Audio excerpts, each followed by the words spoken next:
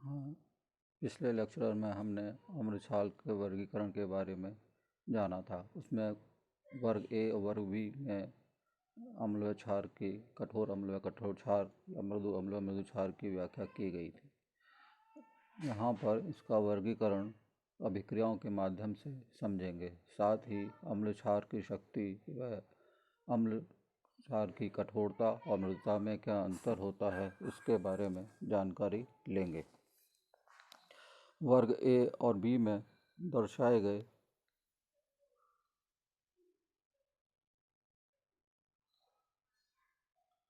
अम्ल व क्षार को उनकी कठोरता और मृदुता उनके लक्षणों के आधार पर बताई जाती है, और यह अभिक्रिया के दौरान उपस्थित अम्ल क्षार की कठोरता और मृदुता की वरीयता व सापेक्षता के आधार पर कोई अभिक्रिया संपन्न होगी या नहीं होगी, या अग्र दिशा में जाएगी या पश्चिम दिशा में आएगी, इसका निर्धारण किया जाता है।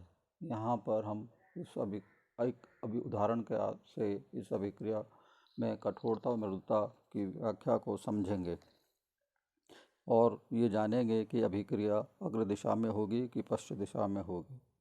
यहाँ पर अभिक्रिया में BH+ और मिथाइल मरकरी प्लस आयन की अभिक्रिया प्रदर्शित की गई है, जिसमें यह CH3HgB+ व H+ बना सकता है कि नहीं, इसकी व्याख्या करेंगे। यहाँ पर B जो है क्षार है और H+ अम्ल है, CH3Hg+ मृदु अम्ल है। तो यहाँ पर यदि B क्षारक जो है यदि कठोर होगा तो यह अभिक्रिया बाईं ओर जाएगी, और यदि यह क्षार मृदु क्षार है B, तो यह अभिक्रिया अग्र दिशा में जाएगी, दाईं ओर जाएगी। क्योंकि B यदि कठोर होगा तो H+ भी कठोर आयन अम्ल की भांति कार्य करता है। तो कठोर और कठोर के बीच में एक स्थायी बंधन का निर्माण होता है, जबकि CH3Hg+ जो है मृदु अम्ल की भांति कार्य करता है। यदि ये इसलिए BH+ का टूटना, बंध का टूटना बहुत ही मुश्किल होगा, और CH3Hg+ से भी B का जो बंधन होगा वह उतना स्थायी नहीं होगा। इस कारण से यहाँ पर यह अभिक्रिया पश्चिम दिशा की अभिक्रिया होगी। और इसी तरीके से यदि B क्षारक मृदु क्षारक है तो यहाँ पर B और H+ के बंधन उतना स्थायी नहीं होगा, और यह CH3Hg जो है मृदु अम्ल है, इसलिए मृदु अम्ल और मृदु क्षारक के बीच एक स्थायी बंधन होगा, इसलिए यह BH+ बंध आसानी से टूट जाएगा और एक स्थायी बंध निर्माण के लिए CH3Hg+ से अभिकृत होकर अभिक्रिया जो है अग्र दिशा की ओर जाएगी। तो यहाँ पर अभिक्रिया में कठोर अम्ल जो है वो H+ को वरीयता देगा, और मृदु क्षार और मृदु अम्ल के साथ अभिक्रिया को वरीयता प्राप्त होगी। सभी अम्ल और समूहों को इन अभिक्रियाओं के आधार पर यह पहचान की गई कि कौन कठोर होगा या मृदु होगा। यह पहचान उसकी ध्रुवणता के आधार पर की गई है, और यह ध्रुवणता जो है किसी भी परमाणु के या आयन के जो है आकार, आवेश, इलेक्ट्रॉन घनत्व व वर्ग आदि पर मुख्य रूप से निर्भर करती है। जो अम्ल आसानी से ध्रुवित हो जाते हैं वह तुलनात्मक रूप से कुछ मृदु होंगे, जैसे सीजियम और लिथियम आयन की यदि तुलना करें तो लिथियम आयन जो है वह कठोर अम्ल की भांति कार्य करेगा, और सीजियम आयन जो है वो मृदु अम्ल की भांति कार्य करता है। क्योंकि आवेश की मात्रा दोनों में समान है, लेकिन आकार सीजियम आयन का काफ़ी बड़ा है लिथियम आयन की तुलना में, इसलिए सीजियम आयन जो है वो मृदु अम्ल की भांति कार्य करता है। इसी तरीके से यदि क्षारक की बात करें जिसमें कि नाइट्रोजन तत्व उपस्थित हो, तो ऐसे क्षारक जो है सामान्यतः कठोर क्षारक की भांति कार्य करते हैं, क्योंकि नाइट्रोजन का आकार काफ़ी छोटा होता है, लेकिन यदि नाइट्रोजन से जुड़े हुए समूह या परमाणु जो है वो काफ़ी बड़े आकार के हों तो वह नाइट्रोजन जो है मृदु क्षारक की भांति भी कार्य करता है। जैसे उदाहरण के तौर पर अमोनिया क्षारक में यह कठोर क्षारक की भांति कार्य करेगा, क्योंकि H के जो है आकार काफ़ी छोटा होता है, अमोनिया का आकार छोटा है। यदि पेरिडीन से इसकी तुलना करें तो पेरिडीन में नाइट्रोजन से जुड़ने वाले समूह, कार्बनिक समूह काफ़ी बड़े आकार के होते हैं, इसलिए यहाँ पे नाइट्रोजन या ये अणु, ये समूह मृदु क्षार की भांति कार्य करता है, क्योंकि इसका पोलराइजेशन जो है, ध्रुवणता जो है वो इतनी आसान नहीं होती है। और एनिलीन, इसकी ध्रुवणता जो है काफ़ी आसान हो जाती है, और एनिलीन में यह आकार जो है और छोटा होता है, जो कि पेरिडीन और अमोनिया के बीच का है, इसलिए यह सीमांत क्षार की भांति कार्य करता है। सीमांत क्षार का मतलब यह है कि यह अभिक्रिया में परिस्थिति के अनुसार कठोर क्षार व कठोर क्षार की भांति कार्य कर सकता है और मृदु क्षार की भांति कार्य कर सकता है। तो ये दोनों ही रूपों में अभिक्रिया की परिस्थिति के अनुसार कार्य करता है, इसलिए इसे बॉर्डर लाइन क्षारक कहते हैं। इसी तरीके से अम्लों में भी कुछ बॉर्डर लाइन सीमावर्ती अम्ल उपस्थित होते हैं, जो कि अभिक्रिया की परिस्थिति के अनुसार कठोर अम्ल या मृदु अम्ल की भांति कार्य कर सकते हैं। यह उस अभिक्रिया में जो सापेक्ष और अन्य अम्ल और क्षारक हैं, जो कि कठोर और मृदु हो सकते हैं, उस पर भी निर्भर करते हैं। इन वर्गीकरण को हम अगले सूची में देखेंगे कि अम्लों की, कि ये अम्ल इतने प्रकार के कठोर अम्ल हैं, सीमावर्ती अम्ल हैं और मृदु अम्ल हैं। तो कठोर सामान्यतः हमेशा हर परिस्थिति में कठोर अम्ल की भांति कार्य करते हैं, जब तक कि कोई उनसे ज़्यादा अधिक कठोर जो है अम्ल उपस्थित वहाँ अभिक्रिया के दौरान नहीं हो। और यहाँ पे वरीयता के क्रम के अनुसार ही अभिक्रियाएं संपन्न होती हैं। सीमावर्ती जो अम्ल हैं वह दोनों की भांति जो है कार्य कर सकते हैं। ये उस अभिक्रिया पर में उपस्थित अम्ल व क्षारकों पर निर्भर करेगा। इसी तरीके से मृदु अम्ल सामान्यतः आकार बड़ा होने के कारण आसानी से पोलराइज हो जाते हैं, इसलिए यह मृदु अम्ल की भांति कार्य करते हैं। और इनका आप देखेंगे, इनमें इनके आकार काफ़ी बड़े हैं। नाइट्रोजन में भी यदि देखा जाए तो इनसे जुड़े हुए समूह जो है वो काफ़ी बड़े हैं, इसलिए ऐसा मृदु अम्ल की भांति कार्य करते हैं। इसी तरीके से कठोर क्षार में ammonia RnH2 N2H4 H2O OH- oxygen O2 ROH, ये छोटे आकार के और इनकी विद्युत ऋणता जो है काफ़ी अधिक होती है, जो आसानी से पोलराइज नहीं हो पाते, इसलिए ये कठोर क्षार की भांति कार्य करते हैं। इसी तरीके से सीमावर्ती में C6H5NH2 C5H5 पेरिडीन है 9 और N3-N2, इनका आकार काफ़ी बड़ा हो जाता है तुलनात्मक कठोर क्षार की तुलना में, इसलिए यह है। इसी तरीके से मृदु क्षार जो है H- R- C2H4 C6H6 CH- RNCCO और SCN- R3P RO3 R3AS तो R2S, ये सल्फर के सामान्यतः मृदु क्षारक की भांति ही कार्य करते हैं, क्योंकि सल्फर का आकार काफ़ी बड़ा होता है। इसी तरीके से हैलोजेंस की बात करें तो फ्लोराइड, क्लोराइड कठोर क्षार की भांति कार्य करता है। ब्रोमाइड जो है सीमावर्ती क्षार की भांति कार्य करते हैं, और आयोडाइड जो है मृदु क्षार की भांति कार्य करता है। अब हम अध्ययन करेंगे अम्ल व क्षार की शक्ति व कठोरता व मृदुता। वैसे तो अम्ल क्षार की शक्ति जो है उसके आयनन की मात्रा पर निर्भर करती है। जो जितना अधिक आयनित होगा वह उसकी अम्ल और क्षार की शक्ति उतनी ही ज़्यादा होगी।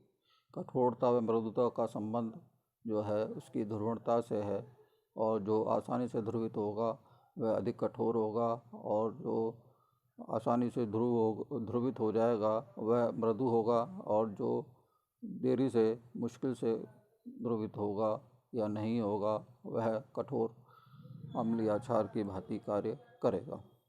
तो यह अभिक्रिया जो है उनका स्थायित्व जो है उनके पारस्परिक अभिक्रियाओं में जो उपस्थित अम्ल क्षारक हैं उनकी कठोरता व मृदुता की वरीयता के आधार पर निर्धारित होता है।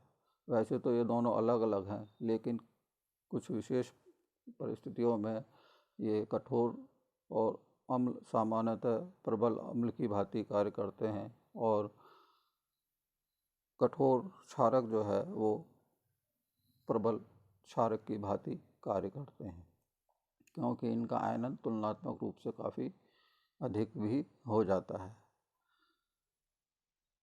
जैसे हम यहाँ पर देखेंगे OH- और फ्लोराइड माइनस आयन दोनों कठोर क्षारक हैं, परंतु OH- की क्षारकता फ्लोराइड की अपेक्षा 10⁻13 गुना अधिक है। इसका मतलब प्रबलता OH- की ज़्यादा है, फ्लोराइड माइनस आयन की तुलनात्मक रूप से कम है, क्योंकि OH- आसानी से आयनित हो जाता है और फ्लोराइड आयन जिससे भी जुड़ा हुआ है उससे तुलनात्मक रूप से कम आयनित होता है। इसलिए प्रबलता जो है वो उसकी कम है दोनों ही कठोर, लेकिन इसकी प्रबलता जो है फ्लोराइड की वह कम है, और OH- की क्षारकता जो है वह ज़्यादा है। तो नीचे एक अभिक्रिया में समझेंगे कि सल्फाइड SO2- HF जो है अभिकृत होकर HSO3- व फ्लोराइड माइनस आयन, ये एक रासायनिक अभिक्रिया दर्शाई गई है। इसमें इसका इक्विलिब्रियम कांस्टेंट जो है वो K की वैल्यू 10⁴ है। यहाँ पर SO3- जो है प्रबल मृदु क्षार की भांति कार्य करता है। HF में H जो है प्रबल कठोर अम्ल की भांति, फ्लोराइड जो है वो कठोर क्षार की भांति कार्य कर रहा है, और यह HSO3- और फ्लोराइड माइनस आयन बना रहा है, जिसमें फ्लोराइड माइनस कठोर क्षारक है, और HSO3 जो है वह भी क्षारक है, लेकिन इसमें H+ जो है वह प्रबल कठोर जो है मृदु क्षारक के साथ जुड़ गया है।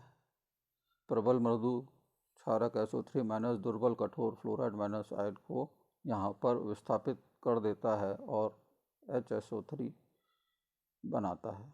कठोर अम्ल को यहाँ पर इसने विस्थापित कर दिया है।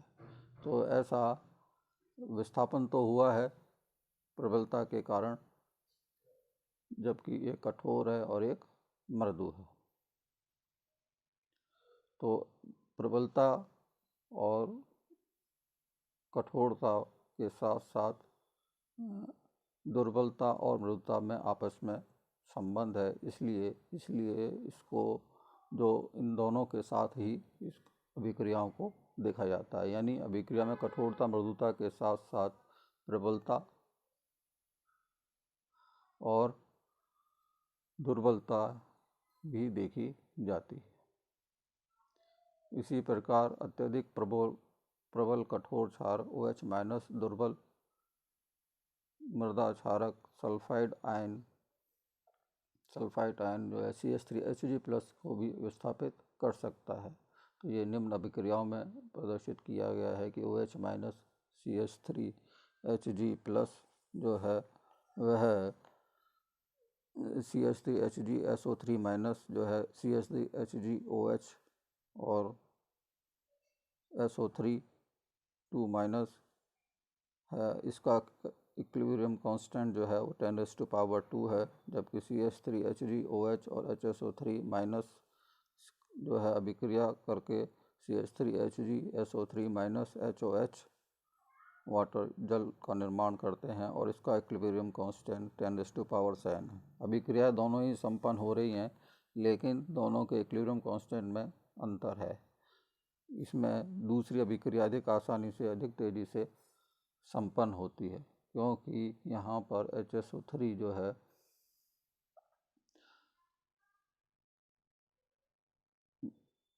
जैसा कि ऊपर भी बताया गया कि CH3 HClSO4 दोनों ही मृदु अम्ल और क्षार हैं, फिर भी यहाँ पर यह OH- जो है वह इसको प्रतिस्थापित कर रहा है, HSO3 को विस्थापित कर रहा है।